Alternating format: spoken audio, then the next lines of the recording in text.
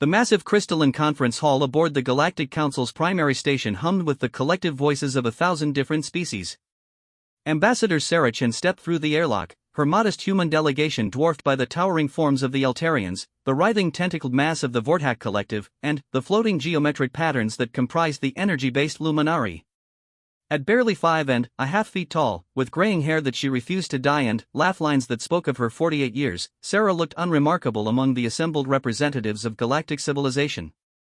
The Galactic Council had been operating for over 50,000 Earth years, long before humanity had even discovered fire. When humans finally achieved faster-than-light travel and made contact with the greater galactic community 12 years ago, they had been viewed with a mixture of curiosity and condescension. The galaxy's elder races had seen countless younger civilizations rise and fall, and humanity seemed particularly unremarkable in their eyes. Sarah found her designated seating area, a small section marked with Earth's blue and green symbol. The human delegation consisted of only 5 individuals, compared to the hundreds representing some of the major galactic powers.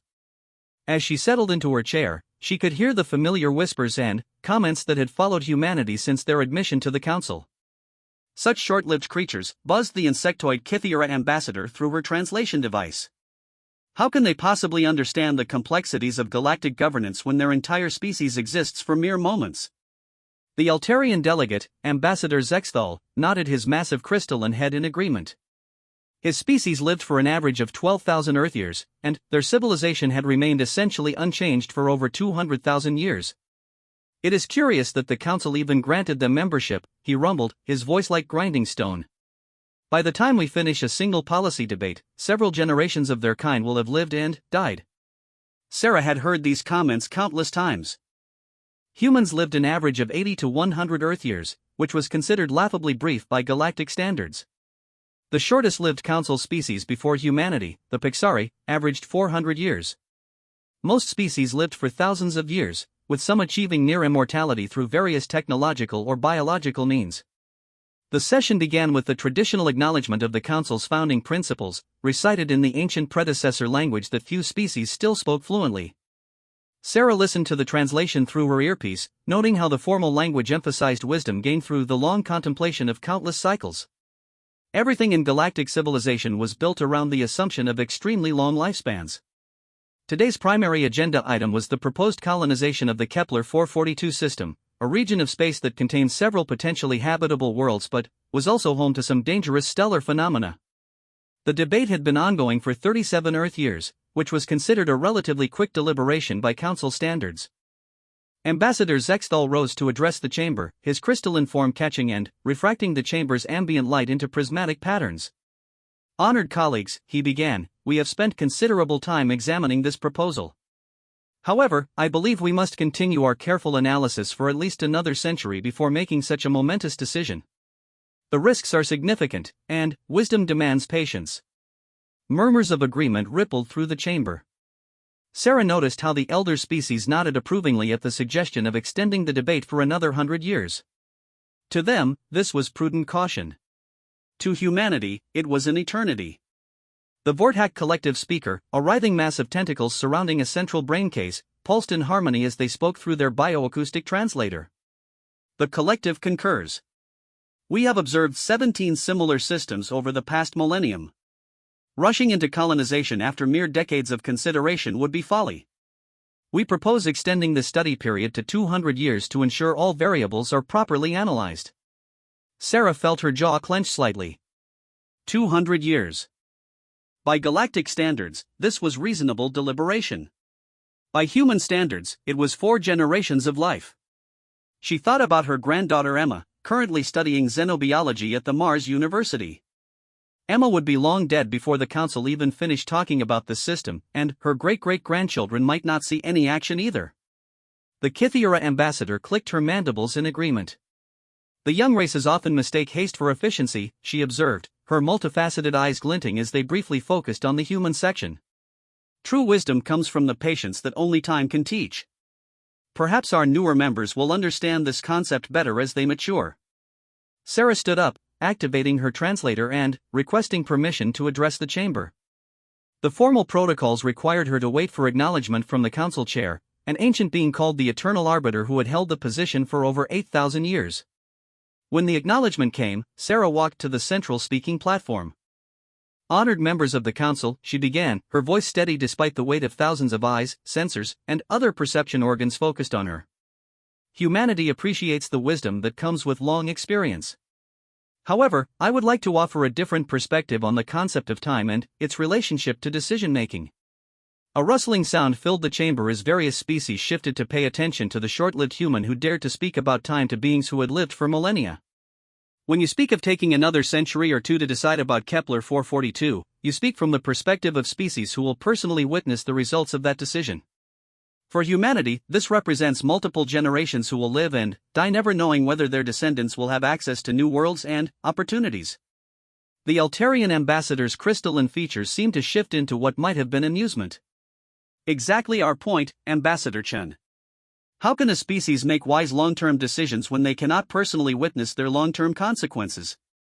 Your people's perspective is limited by your brief existence." Sarah nodded calmly. "You're absolutely correct that we cannot personally witness long-term consequences. But perhaps this gives us a unique viewpoint that might be valuable to the council." She paused, organizing her thoughts carefully. The next few minutes would be crucial for humanity's standing in the galactic community. In our brief lives, we have learned to make decisions not for ourselves, but for people we will never meet. Every major choice my species makes is done with the knowledge that we personally will never see its ultimate outcome. This has taught us to think very carefully about what kind of universe we leave behind.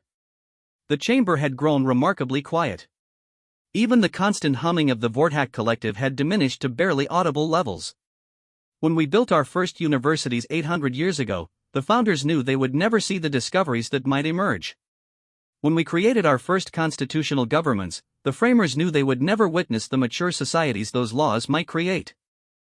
When our scientists began the projects that led to faster-than-light travel, they knew the work would take several human lifetimes to complete. Sarah gestured toward the viewing ports where the stars of the galaxy stretched endlessly into the distance. Every human who contributed to our reaching the stars died before seeing a human set foot on another world orbiting a distant sun. Yet they worked toward that goal anyway, because they understood that some achievements are worth pursuing even if you will never personally benefit from them. The Kithiura ambassador's mandibles clicked nervously. "But surely this leads to short-sighted thinking? Without the wisdom of personal long-term experience, how do you avoid catastrophic mistakes?" "We make mistakes," Sarah admitted freely. "Many of them. But our short lives have taught us something that might be difficult to learn when you have millennia to work with. We have learned that sometimes the cost of inaction is greater than the risk of action." She brought up a holographic display showing human historical data. "In our brief recorded history, we have faced several extinction-level crises. Asteroid impacts, climate changes, resource depletion, disease pandemics. Each time, we had to make critical decisions quickly, with incomplete information, knowing that waiting for perfect knowledge meant certain death." The display shifted to show various human achievements across their short timeline. "We learned to terraform Mars in 50 years because we couldn't afford to spend 2 centuries studying it. We developed our medical technology rapidly because people were dying while we researched. We created our faster-than-light engines in 60 years because our population was growing beyond our system's resources." Ambassador Zexthal leaned forward, his crystalline form catching the light from Sarah's presentation. "Are you suggesting that urgency leads to better outcomes than careful deliberation?" "I'm suggesting that both perspectives have value," Sarah replied. "Your long lives give you wisdom about consequences and patience for thorough analysis. Our short lives give us urgency and willingness to accept calculated risks." The Kepler 442 system has been studied for 37 years. In human terms, that represents the entire professional career of a scientist. We have identified the risks and the benefits. The question is whether the potential gains justify accepting those risks. She highlighted specific data about the system. 3 potentially habitable worlds, abundant mineral resources, and strategic location for further exploration. Yes, there are dangerous stellar phenomena, but our models suggest they are predictable and manageable with current technology. The risks are real but not prohibitive. The luminary representative, a shifting pattern of golden light, pulsed in what their translation indicated was curiosity. "What do humans see as the cost of further delay?" Sarah had been hoping someone would ask this question. "Opportunity cost," she said simply. Every year we spend debating is a year that colonies are not being established, resources are not being developed, and knowledge is not being gained. The galaxy is vast, but the truly ideal systems for colonization are limited. While we spend another century studying Kepler 442, other opportunities may be lost forever. She brought up a new display showing galactic expansion patterns. Our analysis suggests that several other species are eyeing systems in that region. The hegemony of suns has been conducting long-range surveys near that area. The collective consciousness has been building infrastructure in adjacent sectors. If we wait another 2 centuries, Kepler 442 may become strategically unavailable, regardless of how perfectly we understand its characteristics. The chamber erupted in discussion as various species began talking among themselves in dozens of different languages and communication methods. Sarah could see that her words had struck a chord with some of the representatives, particularly those from species that had themselves lost opportunities to more aggressive expansion by other civilizations. The Eternal Arbiter called for order, their ancient voice carrying the weight of millennia. The human perspective is interesting, they acknowledged. However, the wisdom of ages suggests that patience prevents catastrophe. Surely the humans can appreciate the value of caution? Absolutely, Sarah agreed. But we have also learned that excessive caution can itself become a form of catastrophe. In our history, some of our greatest regrets come not from actions we took, but from actions we failed to take when the opportunity was available. She shared a final set of data. Humanity requests that the Council consider a compromise. Authorize a preliminary colonization mission to Kepler 442 with built-in safety protocols and limited scope. If the mission succeeds, full colonization can proceed. If problems arise, we can withdraw and reassess. This approach allows us to gain real-world knowledge while limiting potential risks. The suggestion sent another wave of discussion through the chamber. Preliminary missions were not uncommon in Council history, but they were usually proposed only after much longer deliberation periods. The Vortak collective pulsed in complex patterns as they considered the proposal. The concept has merit, they acknowledged. However, even preliminary missions carry significant risks. What if the humans encounter unforeseen dangers? Sarah looked directly at the writhing mass of the Vortak speaker. Then, we will deal with those dangers as they arise, using the knowledge and capabilities we have developed. Our species has survived and prospered not by avoiding all risks, but by carefully choosing which risks are worth taking. The chamber fell silent as the representatives contemplated this fundamental difference in philosophy. For species that lived for thousands of years, risk was something to be minimized through exhaustive study and preparation. For humans, risk was an inevitable part of existence that had to be managed rather than eliminated. Ambassador Zexthal's crystalline form seemed to dim slightly as he spoke. The human perspective is challenging to our traditional approaches. We will need time to consider these concepts. Sarah smiled, recognizing the irony. Of course. But, perhaps while you consider our philosophical differences, we could also consider the practical benefits of the preliminary mission approach. Time is passing for all of us, just at different rates. As the formal session concluded and delegates began to disperse, Sarah noticed something she had never seen before in her 12 years attending council meetings. Some of the longer-lived species were approaching members of other delegations, engaging in quiet conversations that seemed more urgent than the usual glacial pace of galactic diplomacy. The Pixari delegate, whose species lived only 400 years and often felt frustrated by the council's slow pace, approached Sarah directly. Ambassador Chen, she said, your species may have introduced a concept that many of us have been feeling but could not articulate. We would like to discuss this preliminary mission idea further. As Sarah gathered her materials and prepared to leave the chamber, she realized that something significant had just occurred. For the first time since humanity joined the galactic community, they had offered something uniquely valuable to the ancient civilizations around them, a perspective on time that transcended the limitations of individual lifespan. The discussion about Kepler 442 was far from over, but the conversation had fundamentally changed. Instead of simply debating whether to take action, the council was now examining how their different relationships with time affected their decision-making processes. Sarah walked back toward the human delegation area, where her staff was waiting with excited expressions. Deputy Ambassador Martinez approached her immediately. Ma'am, he said quietly, the communications board is lighting up. We're getting meeting requests from 12 different species, including some of the major powers.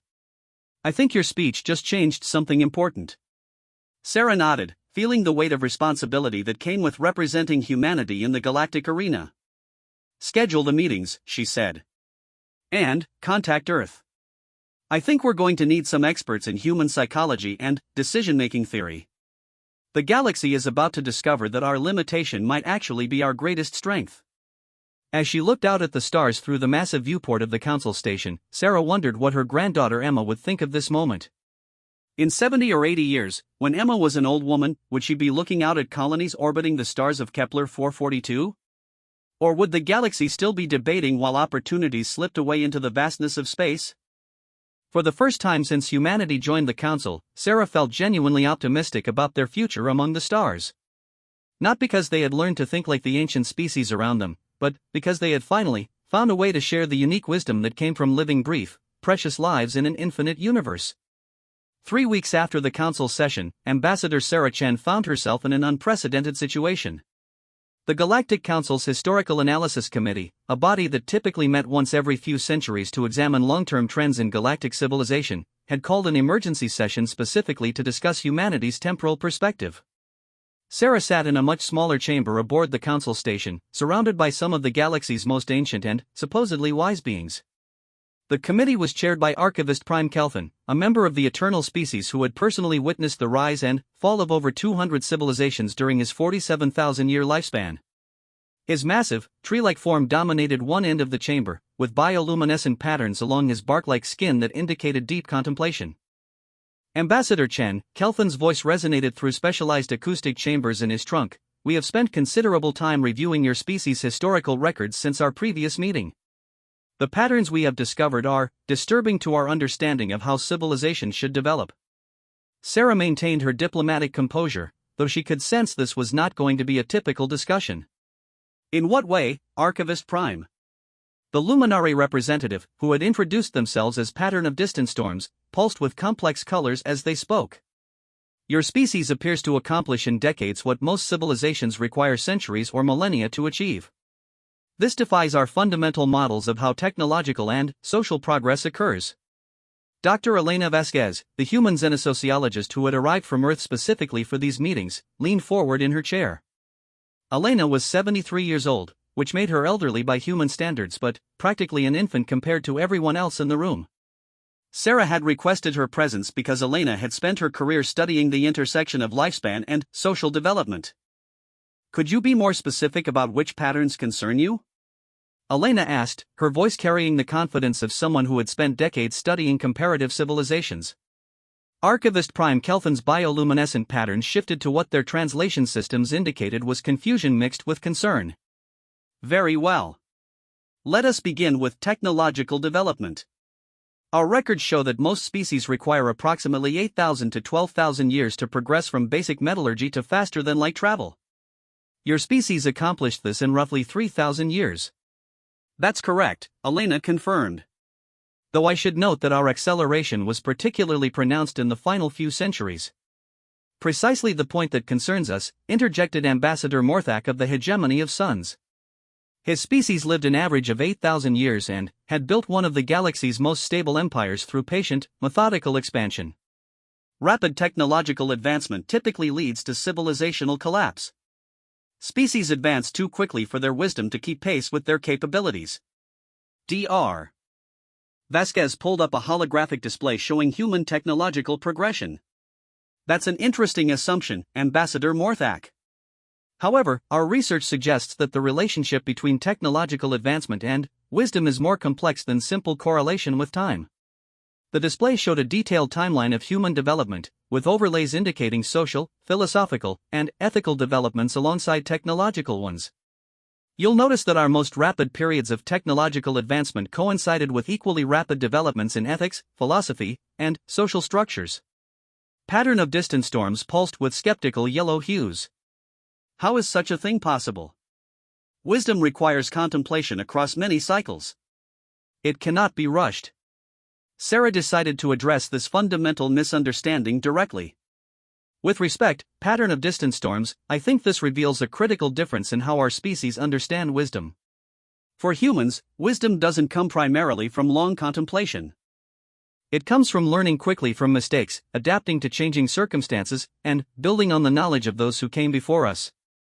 Archivist Prime Kelthan's pattern shifted to what appeared to be deep consideration. Elaborate on this concept, Ambassador. Dr. Vasquez took over the explanation. In human society, we have a concept called institutional knowledge. Because our individual lifespans are brief, we develop sophisticated methods for preserving and transmitting knowledge across generations. But, more importantly, we learn to improve upon that knowledge rapidly. She highlighted a specific period in the human timeline. Consider our development of medical technology. When we discovered antibiotics, we didn't spend centuries contemplating their implications. We implemented them immediately because people were dying. Within decades, we had developed more sophisticated medicines, surgical techniques, and diagnostic tools. Each generation built upon the previous one's work, improving and refining it. But, what about the dangers of moving too quickly? Ambassador Morthak pressed. Surely some of these rapid changes led to catastrophic errors? Absolutely, Elena admitted freely. We made terrible mistakes. We developed weapons that could destroy our entire planet. We created industrial processes that damaged our environment. We built social systems that oppressed billions of our own people. The chamber fell silent. This candid admission of catastrophic failure was not what the ancient species had expected to hear. Sarah picked up the thread. But, here's what I think you're missing in your analysis. We didn't survive despite making these mistakes. We survived because we learned to correct them quickly. She gestured to the timeline display. When we realized our industrial activities were changing our climate, we didn't spend centuries debating the issue. We developed new technologies and changed our behaviors within decades. When we created weapons of mass destruction, we built international systems to control them within a single generation. Archivist Prime Kelthan's bioluminescence pattern shifted to deep blue, indicating profound confusion. This suggests that rapid response to problems can be more effective than careful prevention of problems. Not necessarily more effective in all cases, Dr. Vasquez clarified. But, definitely more effective when you don't have centuries or millennia to work with. Our short lifespans forced us to develop what we call adaptive resilience, the ability to respond quickly to unexpected challenges. Pattern of distant storms pulsed with rapidly shifting colors, their equivalent of agitated thinking. Your species treats existence itself as an emergency requiring constant urgent response. Sarah considered this observation carefully. That's actually not inaccurate, she admitted. From our perspective, life is urgent. Every day that passes is a meaningful fraction of our total existence. We can't afford to spend decades paralyzed by indecision when problems need solving. Ambassador Morthak leaned back in his massive stone chair, his expression unreadable. We have been examining this concept in relation to the Kepler 442 situation. Our analysts have run comprehensive models of what would occur if we implemented your preliminary mission approach. The Chamber's attention focused on him completely.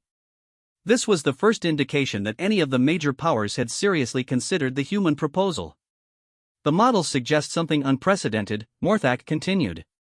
By implementing preliminary missions to multiple candidate systems simultaneously, the galaxy could establish initial colonies in 47 viable systems within the next century. Under our current deliberative approach, we might authorize colonization of 3 systems in the same timeframe. Dr. Vasquez looked genuinely surprised. 47 systems in a century? That would represent the largest expansion in galactic history. Precisely why the concept is both exciting and terrifying, Archivist Prime Kelthan observed. Such rapid expansion could destabilize the careful balance that has maintained galactic peace for millennia. Sarah felt this was a crucial moment for human credibility in the galactic community. Archivist Prime, may I ask you something that might seem impertinent? Kelthan's pattern shifted to indicate permission. How many civilizations have you watched die during your lifetime? The question hung in the air like a physical presence. The ancient being's bioluminescence dimmed considerably before he answered. 47 civilizations have ended during my personal observation period. How many of them died because they moved too quickly, versus how many died because they moved too slowly? The silence that followed was profound. Sarah could see that her question had struck at something these ancient beings rarely discussed. Finally, Kelthan answered. The majority perished due to inability to adapt to changing circumstances. Resource depletion, environmental changes, external threats. They could not modify their approaches quickly enough to survive. Ambassador Morthak's massive form seemed to settle deeper into his chair. We have, perhaps, focused too heavily on the dangers of rapid change and insufficient attention to the dangers of insufficient change. Dr. Vasquez sensed an opening to share some critical research. We've studied galactic historical patterns extensively since joining the Council. We've identified what we call the wisdom trap, the tendency for long-lived species to prioritize avoiding mistakes over achieving progress. She brought up a new display showing comparative analysis of galactic civilizations over the past 50,000 years. Civilizations with lifespans over 5,000 years show remarkable stability but very limited adaptation to changing circumstances. They build excellent, lasting institutions but struggle to modify them when conditions change. Whereas short-lived species like yourselves show high adaptation but poor long-term stability, pattern of distance storms observed. Exactly. Which is why we think a cooperative approach could be revolutionary, Sarah interjected. Human urgency and adaptation combined with your long-term perspective and institutional knowledge. Archivist Prime Kelthan's patterns had been shifting through increasingly complex configurations during this discussion. You are proposing something that has never been attempted in galactic history. A deliberate combination of temporal perspectives in decision-making processes. We're proposing that the galaxy's diversity of lifespans might be a feature rather than an obstacle, Elena confirmed. Different temporal perspectives could provide checks and balances against the weaknesses inherent in any single approach. The chamber fell silent again as the ancient beings processed this concept. Finally, Ambassador Morthak spoke. The hegemony of suns would be willing to participate in a pilot program combining human rapid response techniques with our long-term strategic planning. The Kepler 442 preliminary mission could serve as a test case. This was the breakthrough Sarah had been hoping for since joining the Council 12 years earlier. What would such a collaboration look like in practical terms? Human teams would handle rapid analysis, preliminary exploration, and adaptive responses to unexpected conditions, Morthak outlined. Hegemony planners would provide long-term infrastructure development, resource allocation strategies, and institutional framework design. Pattern of distance storms pulsed with cautiously optimistic colors. The Luminary Collective could contribute real-time data analysis and predictive modeling. Our processing capabilities could help bridge the gap between human speed and long-term accuracy. Dr. Vasquez looked excited for the first time since arriving at the station. This could revolutionize not just colonization efforts, but galactic governance itself. Imagine council sessions where urgent issues get rapid preliminary responses while long-term implications are simultaneously analyzed by species with appropriate temporal perspectives. Archivist Prime Kelthan's bioluminescence had stabilized into steady, thoughtful patterns. The implications extend beyond practical governance. You are suggesting that the galaxy's natural diversity includes not just biological and technological differences, but temporal perspective differences that could be synergistic rather than problematic. Sarah nodded enthusiastically. Exactly. Instead of seeing human short-sightedness and alien long-term thinking as incompatible, we could see them as complementary approaches to the same challenges. There would need to be safeguards, Ambassador Morthak noted. Mechanisms to ensure that rapid human responses don't override necessary caution, and that long-term alien deliberation doesn't paralyze urgent action. Agreed, Sarah said immediately. We would propose structured decision-making frameworks that explicitly account for both time horizons. Some decisions would be flagged for rapid response, others for extended deliberation, and some for hybrid approaches. Elena brought up additional data showing historical examples of successful rapid-slow collaborations in human history. We have some experience with this concept within our own species. Emergency response teams work with long-term planners. Scientific research combines immediate experimentation with extended theoretical development. Military strategy balances tactical flexibility with strategic patience. The discussion continued for several more hours, with the ancient beings asking increasingly detailed questions about human decision-making processes, adaptation mechanisms, and error correction systems. Sarah found herself explaining concepts that humans took for granted but were revelatory to species that had never faced existential urgency. As the session finally concluded, Archivist Prime Kelthan made a statement that would reshape galactic history. The Historical Analysis Committee recommends that the full council authorize the Kepler 442 preliminary mission as the first test of integrated temporal perspective decision-making. Furthermore, we recommend establishing a permanent temporal diversity council to explore applications of this approach to other galactic challenges. Sarah felt a profound sense of accomplishment, but also responsibility.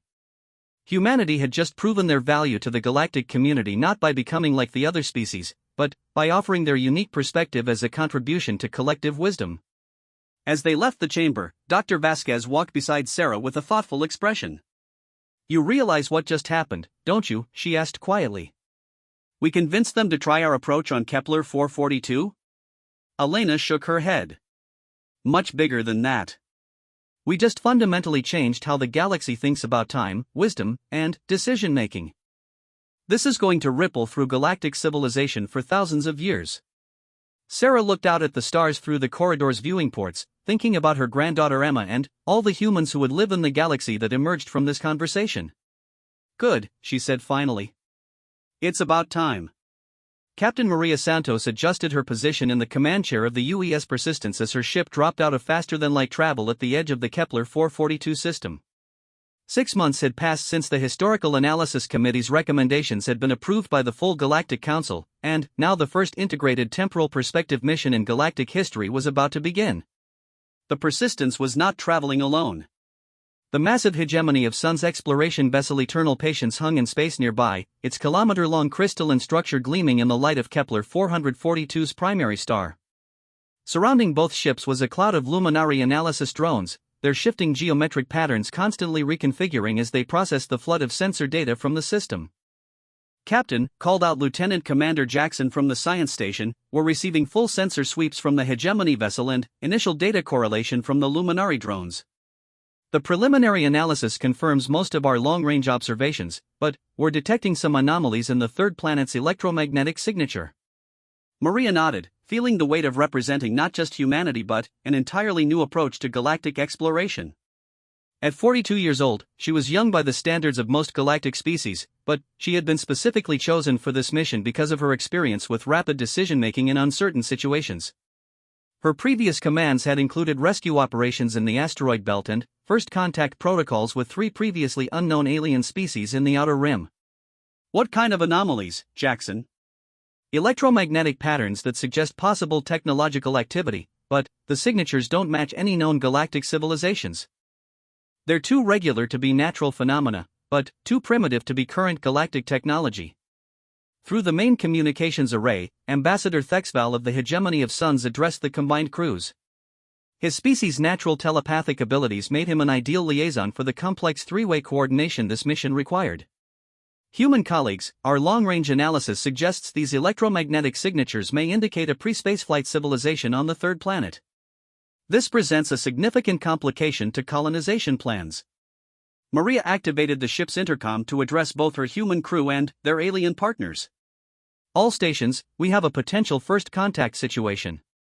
Switching to Protocol 7, investigation with minimal system impact." The Luminary collective intelligence pattern of swift analysis manifested itself as a swirling vortex of golden light on the bridge's holographic communication array. "Human Captain Santos, our computational models indicate 74.3% probability that the electromagnetic signatures represent a civilization approximately equivalent to human development circa your year 1950. Recommend extreme caution in approach procedures." This was exactly the kind of situation the new temporal diversity approach was designed to handle.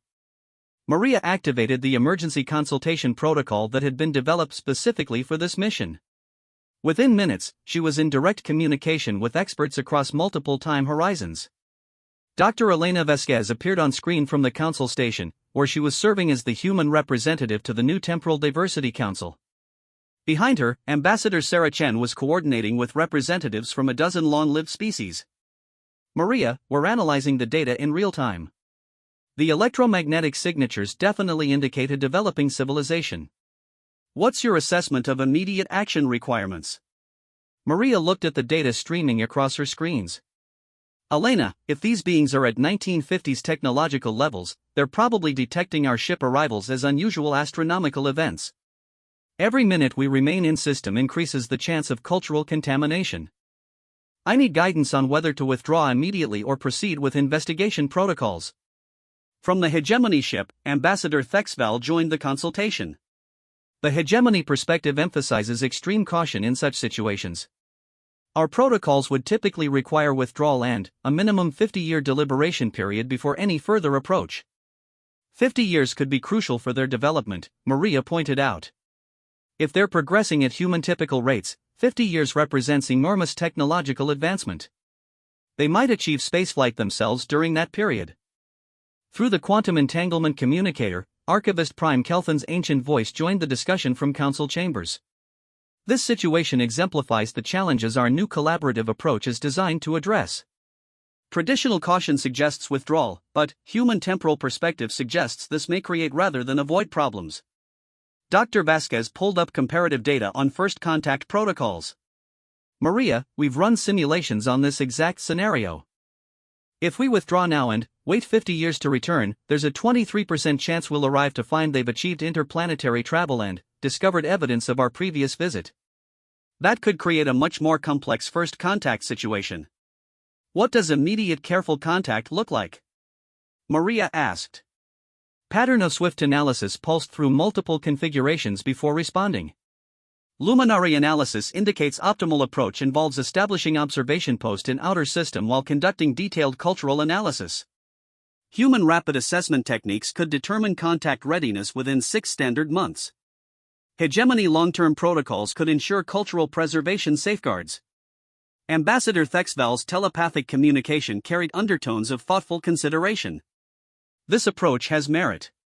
We could establish monitoring stations beyond their detection capabilities while human teams conduct accelerated anthropological analysis. Maria felt the familiar weight of command decisions, but this time multiplied by the knowledge that the outcome would influence galactic policy for millennia. Elena, I need a recommendation. From a human perspective, what are the risks of each approach? Immediate withdrawal creates long-term uncertainty and potential complications, Elena replied without hesitation. Careful observation with preparation for eventual contact gives us the best chance of positive outcomes for both civilizations. The key is ensuring we're ready to respond appropriately when the time comes. Archivist Prime Kelthan's patterns of thought were visible through the bioluminescent displays on his communication link. The traditional approach would be to spend decades studying their culture before making any decisions. However, the human observation that their development rate may outpace our deliberation speed is valid. Maria made her decision. We're implementing option 3, establish outer system observation posts with rapid cultural analysis teams. Timeline is 6 months to develop comprehensive contact protocols, with go/no-go decisions made collaboratively between human rapid assessment and alien long-term analysis. Approved, came the immediate response from both Dr. Vasquez and Ambassador Thexval. Archivist Prime Kelthan's slower but equally affirmative response followed moments later. Over the next 6 hours, the combined fleet deployed the most sophisticated observation network ever assembled for first contact operations. The Hegemony ship used its powerful long-range sensors to map the planet's surface and track its electromagnetic emissions. The Luminary drones established a sensor net throughout the system to monitor all activity. The Persistence deployed a series of stealth observation satellites in the outer system and began detailed analysis of the planet's radio transmissions. Commander Lisa Park, the mission's xenoanthropologist, took over the science station as they began receiving the first detailed data about the planet's inhabitants. Captain, we're getting clear intelligence on their civilization. They appear to be in the early stages of what we would call the information age, primitive computers, global telecommunications, early space exploration attempts. The data was fascinating. The planet's inhabitants were bipedal mammals with technology remarkably similar to mid-20th century Earth. Their radio transmissions included entertainment broadcasts, government communications, and what appeared to be scientific observations of space. Captain, Lieutenant Commander Jackson called out, "You need to see this. We're intercepting what appears to be astronomical observations from their surface. They've detected our arrival and are tracking all 3 ship positions." Maria felt her stomach tighten. How much detail can they resolve? Their telescopes appear to be capable of basic spectral analysis. They know we're artificial objects, and they're tracking our movements with impressive accuracy for their technological level. Ambassador Thexval's telepathic communication carried undertones of concern. This development accelerates all timelines. They are already aware of our presence. Dr. Vasquez appeared on screen again, this time with an expression of intense concentration. Maria, we're seeing their telescope data through their own radio transmissions. They know something big is happening in their system, and they're organizing a coordinated observation effort. Pattern of swift analysis pulsed rapidly through multiple configurations. Luminary calculations indicate they will achieve detailed observation of our ships within 8 standard days. Recommend immediate decision on contact protocols. This was the moment the entire temporal diversity approach had been designed for, a situation requiring both immediate response and long-term wisdom, where traditional deliberation timelines were incompatible with rapidly developing circumstances. Maria activated the full consultation protocol, bringing together experts from across the galaxy in real-time discussion. All participants, we have moved from a potential first contact situation to an active first contact situation. The beings on Kepler 442c are tracking our ships and will have detailed observations within days. I need recommendations for immediate action. Archivist Prime Kelthan's ancient voice carried the weight of observing dozens of first contact situations over his lifetime. Traditional protocols would require immediate withdrawal to prevent cultural contamination. However, withdrawal at this point may itself constitute cultural contamination, as they have already observed our presence. Dr. Elena Vasquez pulled up data from human first contact experiences. From human history, we know that awareness of alien presence followed by inexplicable disappearance can be more destabilizing than careful, limited contact. We recommend proceeding with modified first contact protocols. Ambassador Thexval's telepathic communication carried complex layered thoughts. The hegemony has extensive experience with pre-spaceflight civilizations. Our analysis suggests these beings are sufficiently advanced to handle limited contact without civilization-threatening trauma. However, the approach must be extraordinarily careful. Commander Park looked up from her analysis station. Captain, I'm seeing something remarkable in their radio transmissions. They're not panicking. Their governments are organizing systematic observation efforts, their scientists are developing theories about our purpose, and their populations are responding with curiosity rather than fear. Maria studied the incoming data. The planet's inhabitants were indeed handling the situation with impressive composure. Their transmission showed scientific excitement, careful observation, and remarkably little hysteria or religious extremism. What does that suggest about their contact readiness? Maria asked. It suggests they may be more prepared for contact than typical pre-spaceflight civilizations, Pattern of Swift Analysis responded. Their response patterns indicate rational, scientific approach to unprecedented phenomena. Dr. Vasquez nodded from her position on the council station. This is exactly the kind of rapid assessment that human temporal perspective enables. Instead of spending months analyzing their culture while they track our ships, we're evaluating their real-time response to extraordinary circumstances. Ambassador Thexval transmitted a complex blend of agreement and caution. The hegemony concurs that their response indicates unusual maturity. However, first contact protocols exist because even mature civilizations can be destabilized by premature revelation of galactic civilization complexity. Maria felt the weight of the decision settling on her shoulders. This was why they had chosen someone experienced with rapid decision-making in unprecedented situations. Recommendations for contact approach? Archivist Prime Kelthan's bioluminescence shifted to patterns indicating deep consideration. Limited contact with single representative vessel. Establish communication. Assess detailed response. Proceed based on their demonstrated ability to process the information constructively. Agreed, Dr. Vasquez confirmed. Human analysis suggests they're ready for initial contact. The key is managing the pace of information sharing. Commander Park looked up from her communications analysis. Captain, there's something else you should know. We're intercepting communications from their largest space agency. They're preparing to launch a mission to investigate us directly.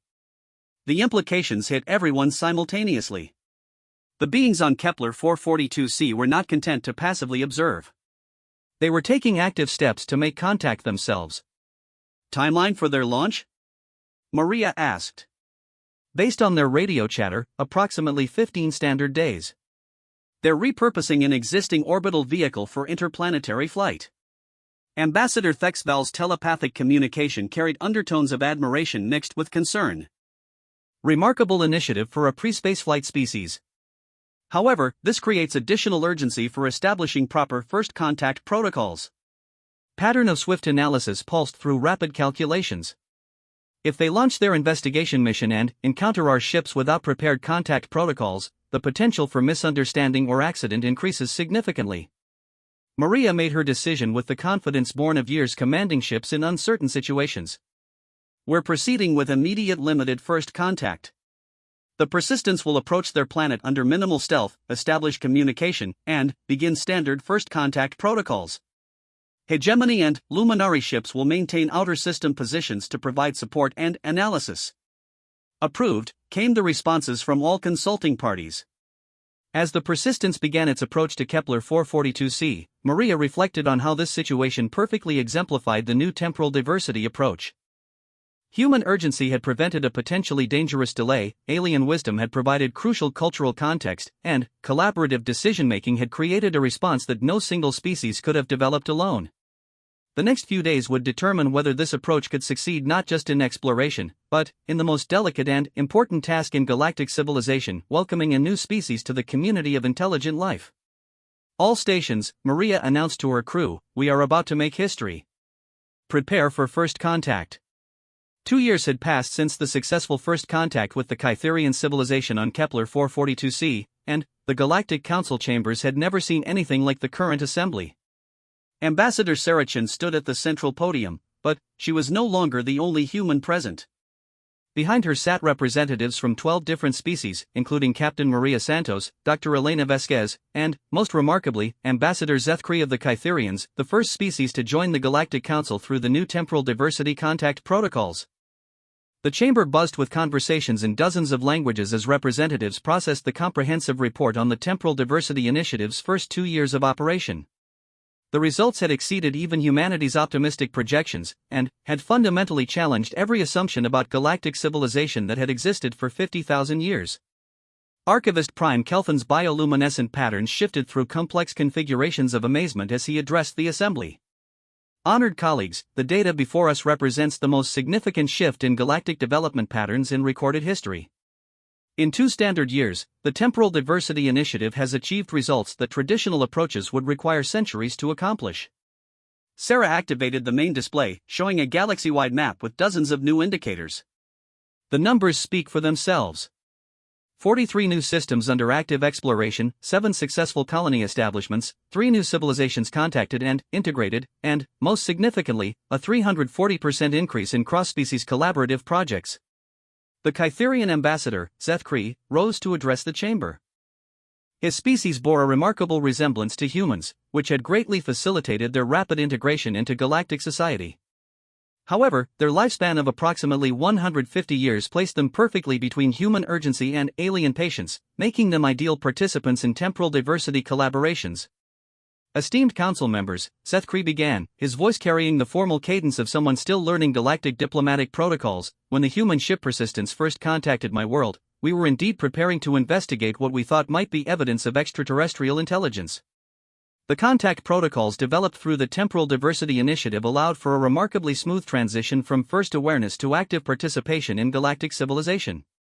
Pattern of swift analysis manifested as a complex geometric form near the chamber's center.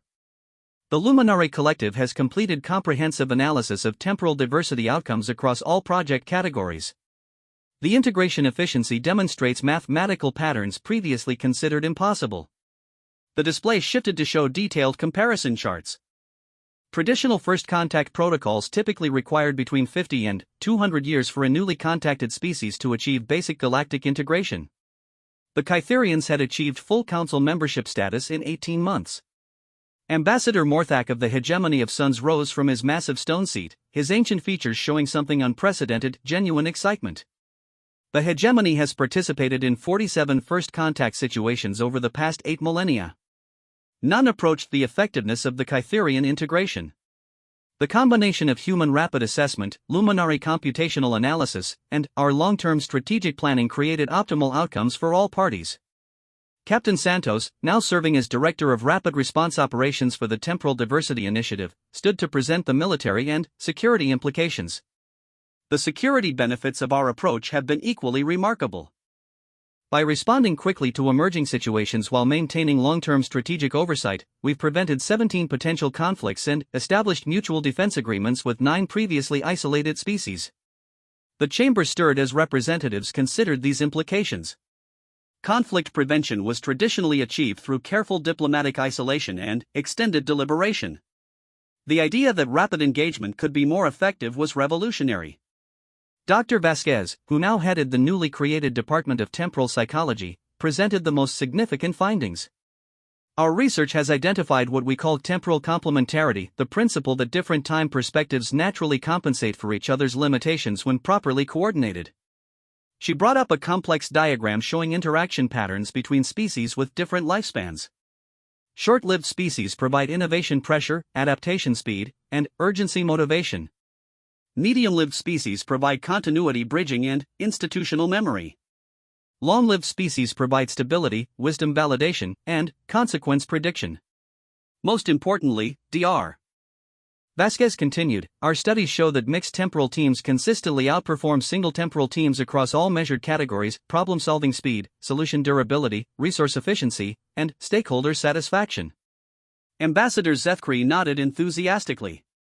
The Kytherian experience confirms this research. Our integration teams included humans for rapid adaptation, Luminari for computational support, and hegemony planners for long-term stability. We achieved in months what we estimated would have taken us decades to accomplish independently.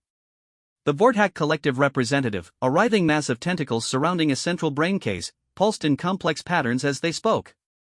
The collective has observed unprecedented cooperation levels among species that previously had minimal interaction. The temporal diversity framework appears to have created new incentive structures for collaboration. Sarah felt a profound sense of accomplishment as she looked around the chamber. When she had first spoken to the Council about human temporal perspectives 4 years earlier, she had hoped to secure approval for a single preliminary mission. Instead, they had inadvertently launched a complete transformation of galactic civilization. The success of the Temporal Diversity Initiative has implications that extend far beyond exploration and colonization, Sarah announced to the Assembly. We propose expanding the framework to address the galaxy's most persistent challenges: resource allocation, conflict resolution, technological development, and cultural preservation. Archivist Prime Kelthan's patterns shifted to deep contemplation. Ambassador Chen, such an expansion would represent the most significant change in galactic governance since the Council's founding. What specific implementations do you propose? Dr. Vasquez took over the presentation. We propose restructuring Council committees to include mandatory temporal diversity representation. Instead of single-species committees deliberating in isolation, every major decision would be analyzed simultaneously by short-term, medium-term, and long-term perspective teams. The chamber erupted in discussions as representatives considered the implications.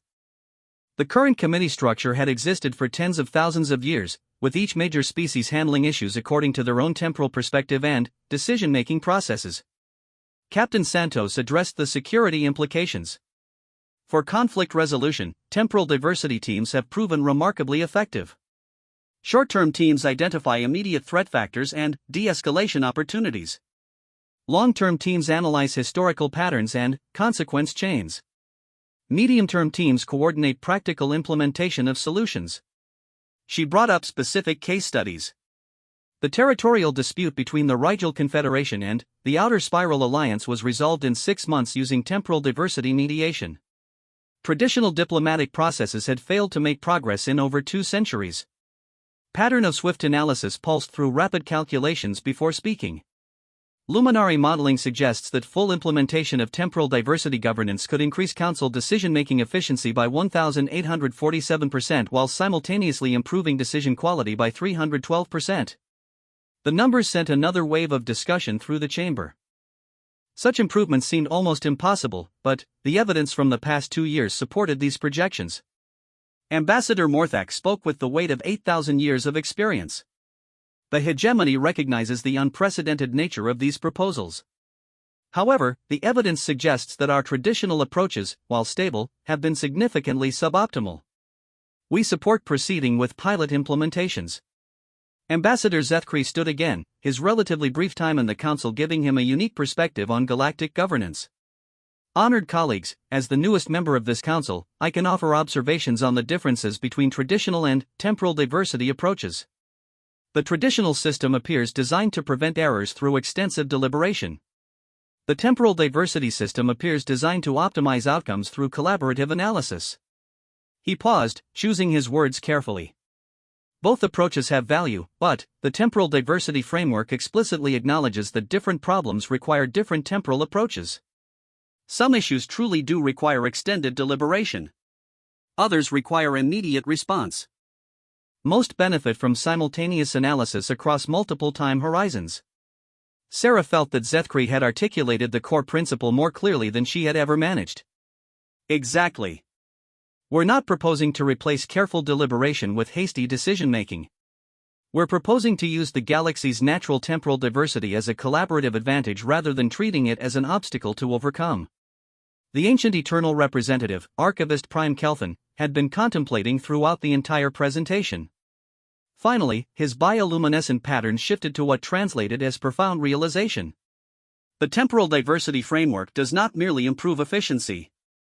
It fundamentally changes the nature of wisdom itself. The chamber fell silent as the implications of this statement sank in. Traditional galactic wisdom has been based on individual experience accumulated over long lifespans, Kelthan continued. Temporal diversity creates collaborative wisdom that transcends individual limitations. Short-lived species contribute the wisdom of urgency and adaptation. Long-lived species contribute the wisdom of consequence and stability. The combination creates understanding that no single perspective could achieve. Dr. Vasquez nodded enthusiastically. That's exactly what our research suggests. Collaborative temporal wisdom appears to be qualitatively different from additive temporal wisdom. It's not just the sum of different perspectives, it's a new form of understanding that emerges from their interaction. The luminary collective pulsed with complex patterns indicating deep analysis. This concept has profound implications for galactic development. If temporal diversity creates emergent wisdom, then the galaxy's biological diversity may be even more valuable than previously understood. Captain Santos stood to address the military applications. From a security perspective, temporal diversity has proven invaluable for threat assessment. Human rapid response identifies immediate dangers, alien long-term analysis predicts consequence chains, and collaborative decision-making prevents both underreaction and overreaction. She brought up recent examples. The asteroid mining conflict in the Deneb sector was resolved through temporal diversity mediation in 3 weeks. The traditional approach would have required council arbitration lasting several years, during which the conflict could have escalated to system-wide warfare. Ambassador Morthak leaned forward in his massive chair. The hegemony wishes to propose formal adoption of the temporal diversity governance framework as the new standard for all council operations. The evidence supports complete restructuring of our decision-making processes. This was the moment Sarah had been working toward for 4 years. The human delegation seconds this proposal. However, we recommend implementing the new framework gradually, with traditional governance structures remaining in place as backup systems until the new approach proves its effectiveness across all council functions. Archivist Prime Kelthan's patterns had stabilized into what appeared to be decisive resolution. The Historical Analysis Committee recommends immediate approval of the Temporal Diversity Governance Framework pilot program. The potential benefits justify the risks of implementing unprecedented changes. The vote that followed was unlike anything in council history. Instead of the traditional extended deliberation period, the proposal was approved within hours through the new rapid consultation protocols that had been developed for the Temporal Diversity Initiative. As the session concluded and delegates began to disperse, Sarah found herself surrounded by representatives from dozens of species, all eager to participate in the expanded temporal diversity programs.